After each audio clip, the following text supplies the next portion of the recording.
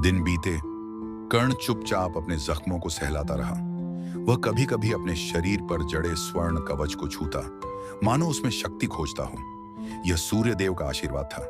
और तभी उसे एक समाचार मिला। हस्तिनापुर में गुरु द्रोण एक महायोद्धा प्रदर्शन प्रतियोगिता का आयोजन कर रहे थे।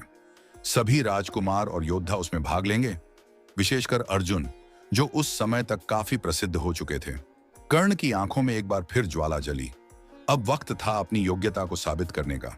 कर्ण के सामने अब अवसर था कि वह हस्तिनापुर के श्रेष्ठ राजकुमारों के समक्ष खड़ा हो, विशेष रूप से अर्जुन के सामने, जो गुरु द्रोण का प्रिय शिष्य था और जिसकी वीरता की चर्चा पूरे आर्यावर्त में फैल चुकी थी।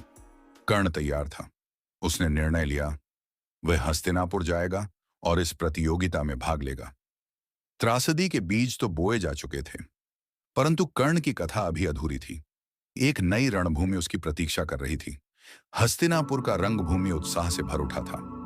राजा धृतराष्ट्र के दरबारी, सभासद और नगरवासी बड़ी संख्या में एकत्रित हुए थे। यह कोई साधारण प्रतियोगिता नहीं थी।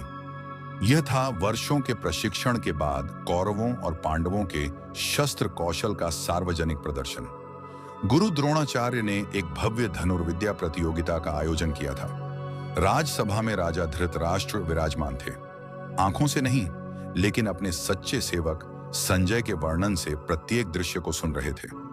रानी कुंती, रानी गांधारी और अन्य राजमहल की स्त्रियां भी एक ऊंचे मंच से इस आयोजन को देख रही थीं, कुछ चिंता, कुछ गर्व और भविष्य की आशंकाओं के साथ। चारों ओर आम जनता भी जुटी थी।